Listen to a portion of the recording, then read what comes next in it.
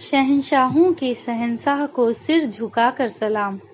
उपरोक्त वाक्य हमारे योगेश्वर दय योग योगेश्वर श्री चंद्र मोहन जी महाराज तथा परम योग योगेश्वर दादा गुरुदेव श्री रामलाल जी महाराज को निमित्त बनाकर हमारे सिद्ध योग प्रचार मंडल के श्री सिद्ध गुफा सवाई धाम के श्री विनोद कुमार सिंह नादान से एक सिद्ध मुसलमान फकीर द्वारा उस समय कहे गए थे जब वह भीड़ भरे समाज में लोगों की मनोकामना पूर्ण करने हेतु वहां उपस्थित प्राणियों को अपना आशीर्वाद दे रहा था तथा श्री विनोद कुमार सिंह भी उससे आशीर्वाद प्राप्त करने के लिए पंक्ति में खड़े थे। यह कृपा प्रसंग कब, कहां और किस हेतु घटित हुआ, इसको पूर्ण विस्तार से समझना एवं समझाना ही इस कृपा प्रसंग का मुख्य अंश है। आशा है साधनारत गुरु भाई बहनों एवं नवागंतुक साधनों के लिए यह उत्प्रेरक का कार्य करेगा। यह कृपा प्रसंग सन 2003 के होली के 2 दिन पूर्व का है। इटावा जनपद के औरैया कस्बे में, जहां मुस्लिम बिरादरी के ज्यादा लोग रहते हैं, प्रदेश स्तर के कव्वालों का शानदार मुकाबला था। इस प्रोग्राम का पैम्पलेट एवं अखबारों द्वारा खूब प्रचार प्रसार किया गया था। भीड़ भी इतनी ज्यादा होने की उम्मीद थी कि प्रशासन द्वारा भीड़ को नियंत्रित करने के लिए पुलिस का प्रबंध पहले से ही कर दिया गया था। 2 पार्टियों के इस मुकाबले में 2-2 टोलियों की 4 पार्टियों का मुकाबला होना था। एक पार्टी जिसमें प्रख्यात कव्वाल बेगम मीना लहरी जो बॉम्बे से आई थी, उसका मुकाबला बच्चा एवं पार्टी मिढारपुर से था। बच्चा एवं पार्टी मिढारपुर का मालिक, जो अपने को बेगम मीना लहरी एवं पार्टी से कमजोर महसूस कर रहा था, हमारे सवाई आश्रम के प्रिय विनोद कुमार सिंह के घर गया एवं उनसे आग्रह किया कि बेटा, हमारे जिले की इज्जत का सवाल है, तुम 2 दिन हमारी पार्टी के साथ मिलकर कव्वाली गाओ। मुझे ऐसा अनुभव हो रहा है कि यदि तुम हमारी पार्टी की तरफ से गाओगे तो हम लोग बेगम मीना लहरी एवं पार्टी को अवश्य ही पराजित कर देंगे।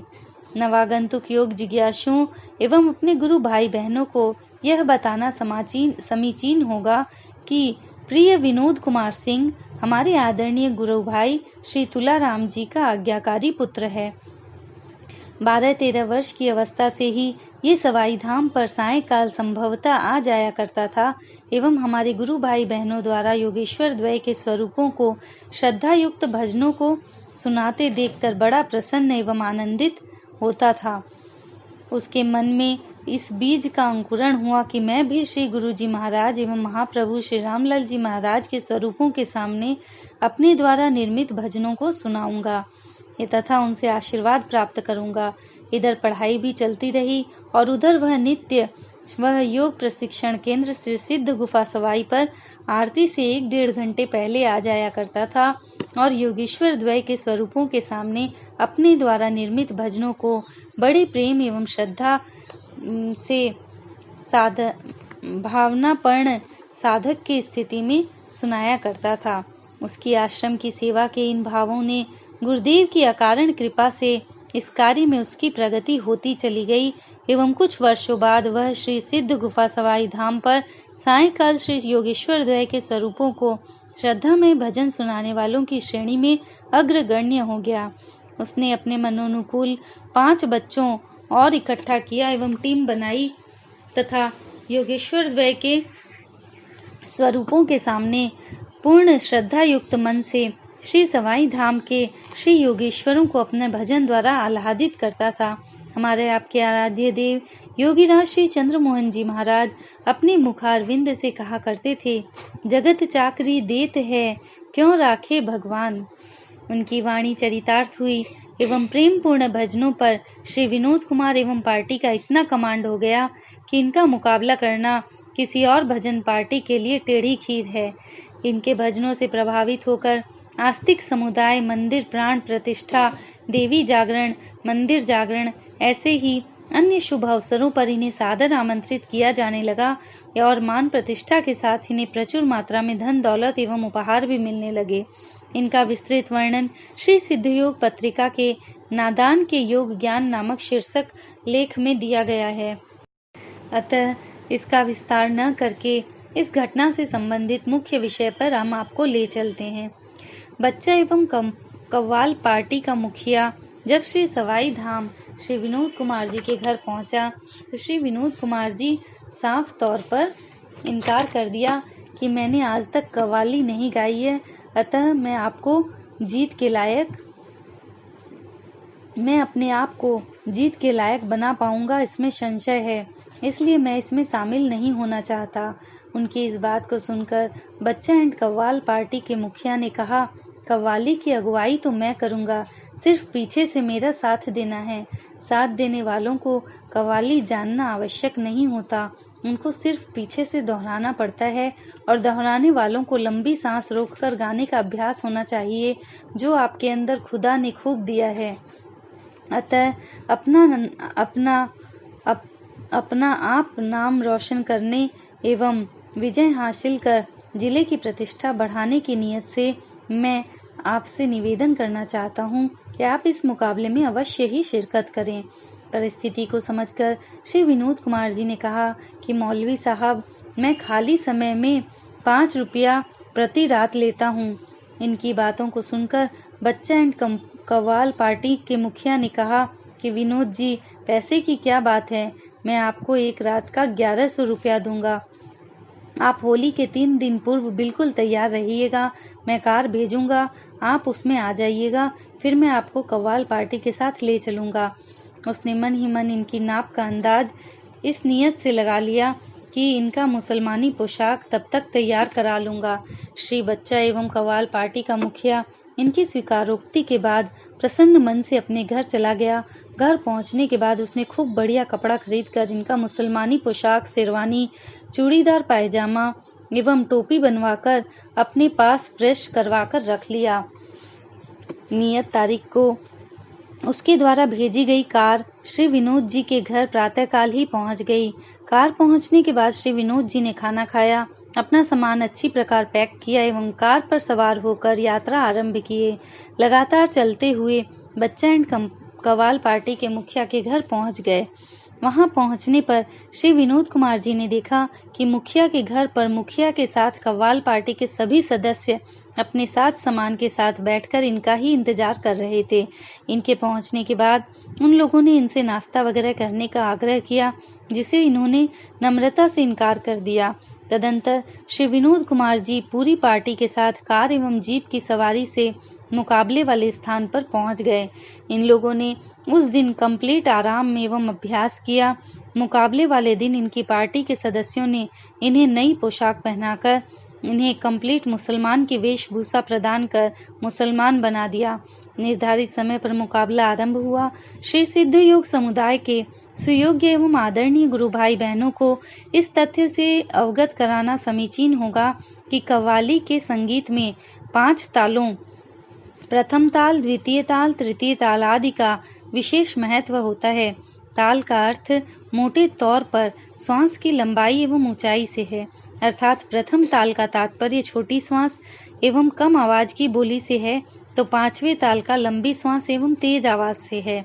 जवाबी मुकाबला आरंभ हुआ। टास्क जीतकर बेगम मीना लहरी ने कव्वाली की शुरुआत की एवं कव्वाली की शमा बांध दी। ऐसा लगता था जैसे उसने प्रश्न का आग रूपी पहाड़